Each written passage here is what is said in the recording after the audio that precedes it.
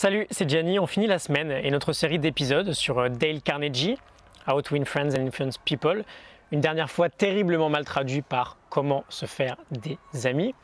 On a vu plusieurs choses sympas cette semaine, 3 techniques d'influence, comment retenir le nom des gens, comment se faire des ennemis, surtout comment l'éviter, comment réagir quand on a tort, et hier le secret de Socrate pour convaincre n'importe qui.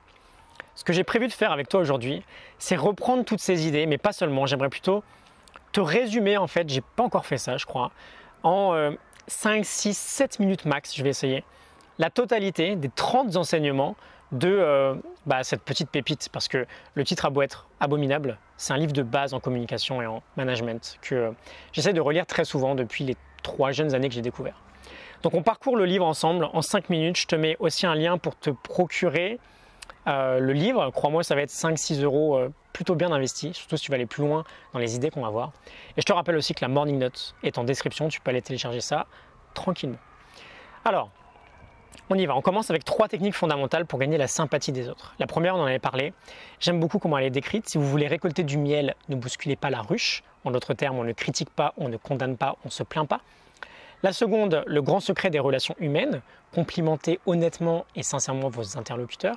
Et enfin, la troisième, il nous dit que celui qui en est capable a le monde avec lui, celui qui ne l'est pas reste seul. C'est l'idée de susciter, d'éveiller en l'autre un désir ardent, de faire nous-mêmes ce qu'on propose. Okay, je te renvoie vers l'épisode 163, on avait développé tout ça bien plus en profondeur.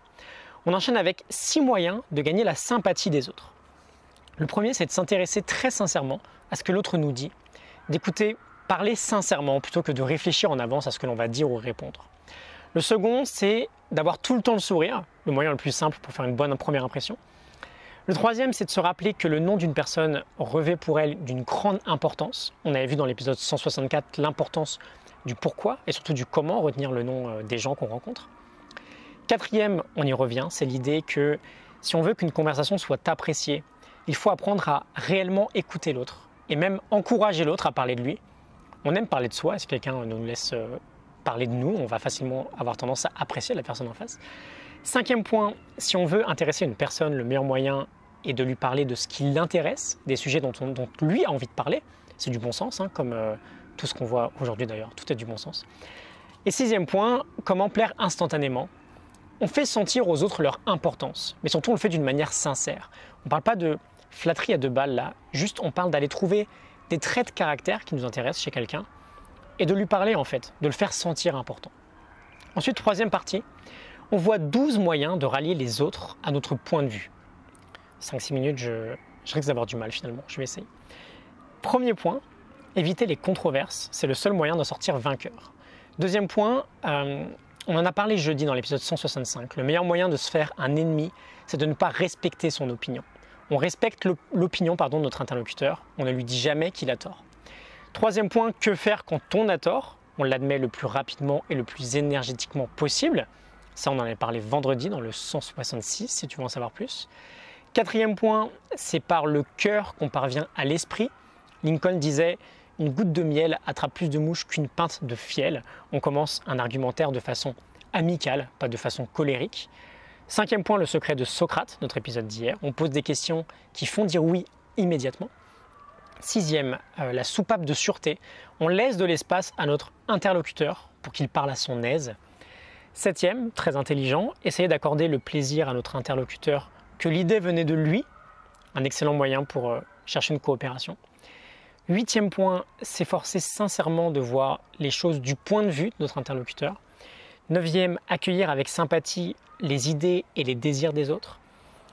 10e, l'idée de faire appel à des sentiments élevés. On a souvent une haute opinion de nous-mêmes, on veut paraître noble. C'est une belle idée de susciter ce sentiment chez notre interlocuteur. 11e, on démontre nos idées d'une manière spectaculaire, en frappant la vue et l'imagination des gens, en racontant des belles histoires. Et enfin, 12e point, pour déclencher une réaction, on lance un défi, on commence un challenge. Et enfin, 4e partie du livre, soyez un leader, 9 moyens de modifier l'attitude des autres sans irriter ni offenser. Je reprends mon souffle et on y va. Si on veut corriger une faute chez quelqu'un, on commence par complimenter.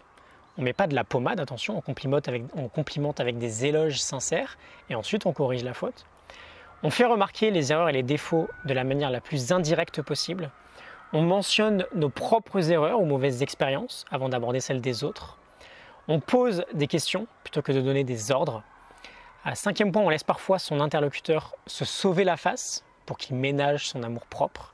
Sixième, on stimule en louant le moindre progrès. On le fait chaleureusement et généreusement. Septième point, on donne une belle réputation à mériter pour pousser l'autre à se dépasser. Huitième point, on favorise le progrès en encourageant et en valorisant l'erreur, en faisant en sorte qu'elle soit facile à corriger. Et enfin, neuvième point et 30e point de ce livre, on rend les autres heureux de faire ce que l'on suggère de faire. Je développe en 30 secondes, c'est important, 6 étapes. On est sincère, on ne fait pas de fausses promesses, on se concentre vraiment sur l'intérêt de notre interlocuteur, le nôtre on connaît déjà. On sait à l'avance exactement ce qu'on veut que notre interlocuteur fasse. On se met à la place, on se demande ce que lui veut réellement. On considère les avantages que lui pourrait en tirer en accomplissant ce qu'on propose. On fait en sorte que ces avantages soient en cohérence avec ses désirs à lui. Et enfin, on formule notre proposition de sorte à ce qu'il comprenne que lui va en tirer un avantage personnel. Voilà, c'était un bon sprint en compagnie de Dale Carnegie. N'hésite pas à revenir sur ces points ou à te procurer le livre pour aller plus loin. Je te mets la morning note en description. Je publie un épisode chaque jour, donc n'hésite pas à t'abonner, à activer la petite cloche des notifications. Je te retrouve demain pour une nouvelle semaine, un nouveau sujet. On parlera de quelque chose qui me tient à cœur. On verra des stratégies pour reprendre notre vie en main, pour regagner le contrôle de notre vie, pour prendre un nouveau départ. À demain, salut.